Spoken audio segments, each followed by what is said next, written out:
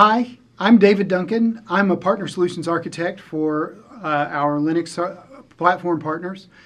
And with me today, I have... Nejc Slabe. I'm a DevRel for Steampunk Spotter. Excellent. So, as you know, Ansible Automation Platform is available today through the AWS Marketplace. And for Red Hat customers, or customers who really want to have a strong solution for DevOps, Ansible Automation Platform is available for them.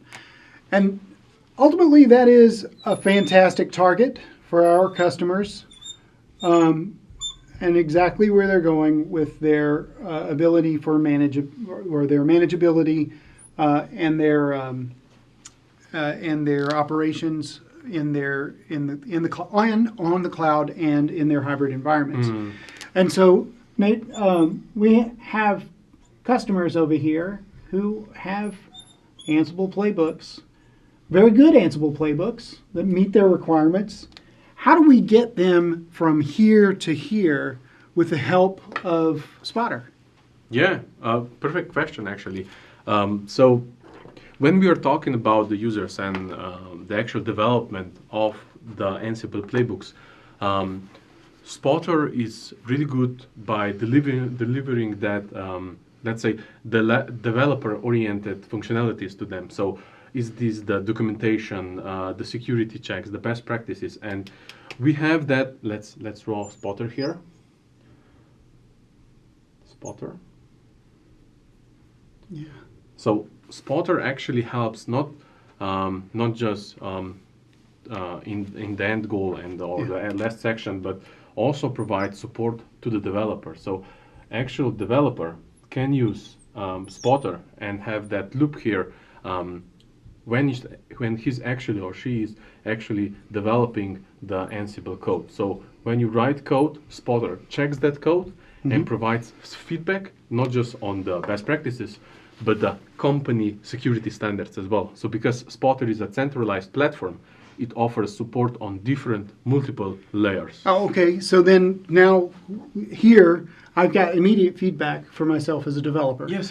But then now, obviously I have some sort of forge up here, right? And I'm going to check that code in. So, there's not just time for me to have, there's not just this point here, but there's also a point here.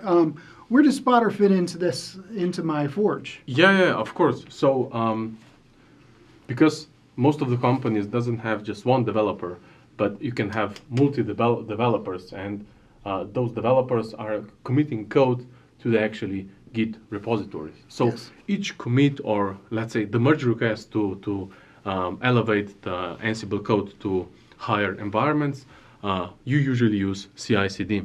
So exactly. CI/CD, and what's really good, Spotter then integrates with the actual CI/CD pipelines, whatever is that, GitLab, GitHub Actions, Jenkins, Bitbucket, whatever. So we support most of the CI integrations on Git repository. So what's really good, each developer now commits the code to some repository, and it's checked by Spotter for before mentioned best practices, security validation, migration, so that everybody knows that are writing code that is for the company standards and up to date to the standards that you actually have. Great. And so now we have this forge.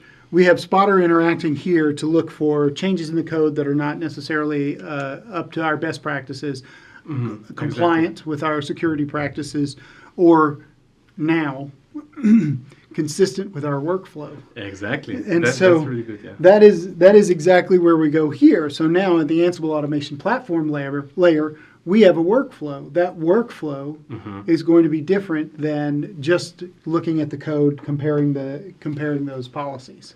Yeah, like let's go back. So here it's my code when I'm developing. I have some, let's say, plain text password, for example, inside, because it's on my local PC and I don't mind. So Spotter catches that. So it actually, the text password, access keys, secret keys, and so on. Here, somebody could actually skip and do not use Spotter, but try to commit anyway. Spotter detects that as well. But what is the difference between code here, or let's say Ansible playbooks, and the Ansible playbook here, when I'm using the job template to execute something. So here you can have variables, you can have surveys, you can have multiple user inputs. So countless of actual differences than the actual code was here. Sure. So what can Spotter do for you here? So like before, Spotter has a feedback loop here as well, because static code analysis is really good. It offers quite good feedback for the user. But when we are talking about the enterprise, when we are talking about complex executions that takes input not just from some variable file, but let's say other inputs as well, some environmental variables that you have, we have runtime checks as well. So we have runtime code analysis, dynamic code analysis that can prevent the execution if something is wrong here as well. Excellent. So then let's say I've got variables that are set inside of the Ansible automation platform. Even though those variables are being set here, I can still catch the security or the out of compliance component. Perfect. Yeah, that's correct. Yeah. So you know what I'd love to see? A live demo? I would love to see a live demo. Let's do a live demo. Okay. So I will try to show each step here, and in the end, also our integration with Ansible Automation Platform to see what Spotter can do for the actual users and how to mitigate the security and compliance issues. Awesome. Let's take a look. Okay, welcome everybody. So as mentioned, we will take a look at 3 different levels or stages on how Steampunk Spotter can help you achieve trustable automation through the full life cycle of Ansible Playbook. So here I'm talking about the Visual Studio Code integration, or let's say the developer level. And as mentioned before with David, we have a repository. So let's say a Forge level. So in my case today, we will show a GitLab integration with the CI/CD pipeline, and then the performance level. So the actual execution or production level as well. There we will take a look at the Ansible Automation Platform, which is now a managed instance on AWS as well. So quite great. So to explain a little bit what we have here, we have an Ansible Playbook that will go create a security group, spin up an EC2 instance, do some magic here to edit the instance we created as a host, and then within the Ansible Playbook we will launch another play just to configure the actual VM for our Samba server.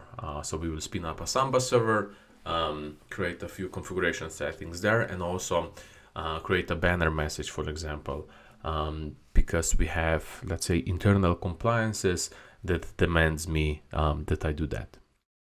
So to check my playbooks, if they are well written or within best practices, I can use Spotter, just like Spotter scan, and then I can specify a specific folder, or in my case, just a specific file, Ansible Playbook. So playbook.yaml. I press enter and await on the scan results. So yeah, I have quite a few things inside. The first off is, let's say, its access key should not be written as plain text. So let us fix that. So access key, and for secret key, I will do the same. Just delete that and set it as a variable. So curly brackets and secret key. I will save that and rerun my original scan just to see what changes did I make. So perfect. I don't have those issues anymore, but I have a few, like when using a parameter secret key, ensure that I run the Ansible task with parameter no log. So to add the no log parameter, I do it no log and then set it to true. What this no log parameter will do is actually tell Ansible, hey, do not put anything in the logs regarding this Ansible task. Why is that? Because secret key and access key could be then detected in the logs of Ansible, and even though we don't have plain text here, once the variable would actually be run in the execution mode, or let's say in the actual execution, it would be written as a plain text in the logs.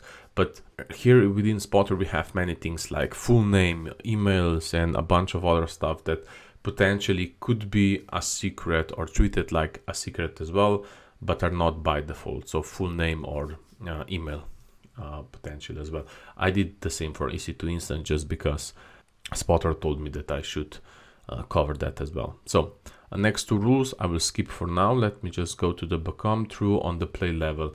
That's 62 line. Okay. Yeah, become true. So that's a nice notice from Spotter because I have become true on a specific task that actually requires me to run it like that. So I have saved that, and let's run the original scan. So Spotter scan playbook.yaml. Okay, I have just 3 errors left. So one of them is upgrade option in Ansible built-in APT must be set to safe. So I should probably do upgrade, and then what was it? Was it safe? Yeah, safe. Perfect. Let me rescan. Great. Okay, I have 2 errors left. The ones are basically that I should be more strict about which port are open, or that the SSH port should not be public. But I don't really mind that because I'm just messing around and testing. So I'll just try to push every like change and everything to actual Git repository that I have. So for a message, I would just do test. So perfect. Let me just push. Let me go to my Spotter examples here and go to my branch, which is AWS. Perfect. So here I can see that the pipeline was already triggered, but let us check our playbook. Yeah, so access key and everything that we changed is now here. So on playbook.yaml, and the pipeline is running.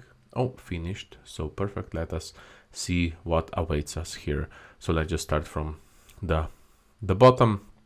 Instances shouldn't be in the default security group. Okay, and that I have missed that. So line 34, but let us see the other ones. Yeah, again, Spotter warned me about those issues. They are completely valid. So let me just fix that, and then let us try again. So let's go back to the Visual Studio Code, and let me scan again just to have the latest errors here visible.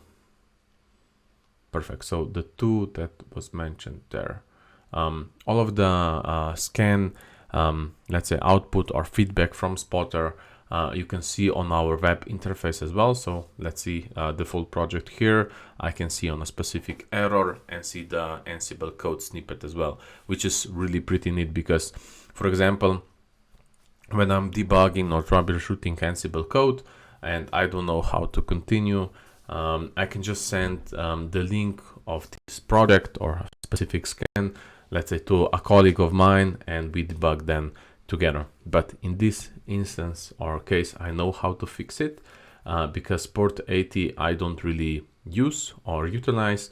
I can use 443, for example. So let us put 443 there, and from port as well. And then I will specify the 22 port, which is SSH port, to a stricter public or a stricter IP address space. So in my case, let's do it like that. And all of my IP lists are already predefined with our Spotter policies for my instance. But of course, when you're using Spotter, you can do it for your IP address spaces as well.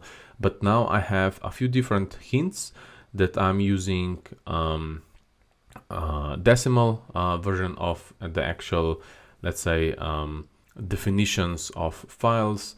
So it's better to use octal. In my case, let's say 493 is 0755, and I have 2 other left, 448, which is 07800.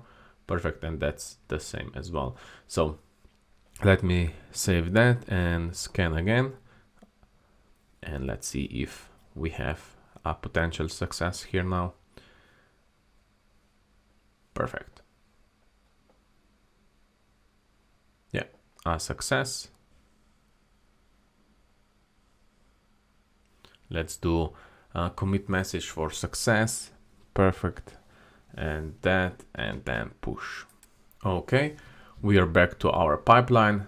Let's check it out just to see if everything's okay now.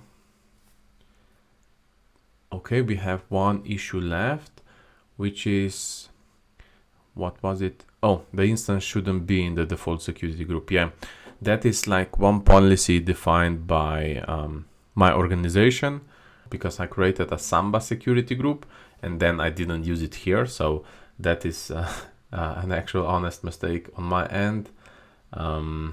Let's do Samba, save it, and of course, and success. Let's do version 2 and then commit it there. Go back to my pipeline, wait for the pipeline to actually finish. Yeah, we have a success. Perfect. Now we can go to the actual Ansible automation platform. This is just for test or demo purposes, but nevertheless, here I have my templates. The AWS demo is already pre-prepared. Let me just refresh the actual project because we did a lot of changes here, and I really want that the latest version is used, which was approved by Spotter. So let's wait for a success. Perfect. Yeah, templates, and let's see what I have in my job template. So I have the playbook.yaml that we created. Perfect. And I will use the execution environment, so Spotter runtime as well. A few different credentials and everything. So just for the actual playbook, what's needed. So I will do AWS region, just something. It doesn't matter. Let's do US West 1. I know that exists. For me, it doesn't matter. So let's do just next and launch. Okay, we have a fail. Okay, actually, Spotter found an issue, so that the AWS region that I specified should be European data center, not US. Why is that important? Let's say that we are a European company. We have to have our data in European data centers. So Spotter checks also the user inputs, so actual runtime checks, or let's say dynamic code analysis as well. So which is really important, because then you can monitor Ansible code through all of the lifecycle or all of the stages as well. So let's do now EU West 1. Perfect. Let's do next and see if we have a success. Okay, it's running. Okay, the play is started. Create security group is successful. So let us wait and see the end result here.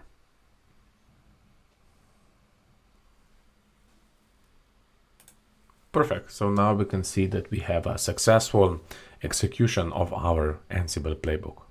Perfect. Really good. Okay, we're back. That was great. Yeah, thank So you. yeah, Thank you. I see everything. I see exactly where it fits in all of these scenarios. Take me through this. Let's wrap this up and take me through it. Let's see how Spotter actually performed in each of those cases. So first off, we catch the actual error, or help the developer on the developer level. So first off, we are on we caught a problem, our issues in development. So immediately as our developer is saving and reviewing this code, he's getting an opportunity to integrate to incorporate the feedback from Spotter immediately. Exactly.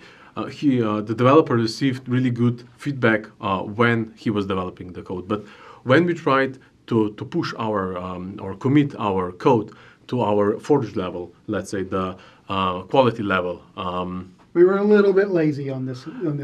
Yeah. So in the demo, you saw that I tried to full Spotter and try to go pass by the quality check, so our CI pipeline. And yeah, I was not successful. Spotter catched caught quite a few errors. So on the quality assurance level, so our Forge spotter was really successful. But once we went to Ansible automation platform, my code was perfect. And I tried to provide some variables here as well, try to mess spotter out. And the third level or the third stage of our gatekeeping or keeping the actual Ansible code trustable and compliant, on the Ansible automation platform slash production. Yeah, our production level, right. So now we're pushing this code into production. We actually saved our production maybe with actual possibility to leak data. And we could have had a security issue here with an access key that was exposed. We could have had a problem that came from having one that's not even rotated, and those are problems that we have a lot. Yeah. So we know that now we can see that in each one of these categories, 1, 2, 3, we're ready to take action on our production environments with the safety and the security and the knowledge that we are doing everything we can to make sure that we have the best possible product. Exactly, and no matter what is your how many developers you have, what is the expertise here, or what kind of tooling you're using here for your Git repositories, or how much your Ansible automation platform is actually used in production, you can count on Spotter to cover on all of these 3 actual stages. And with that, you can actually trust the automation that you're producing and focus on the product that makes you money. Exactly. Excellent. Well, thanks so much, Nate, for this one, as just as much as the last time we were together. Yeah. I really appreciate your time, and so glad you could stop by and do this with us. Always like to do business with you, so really good. Thank you. Okay, take care.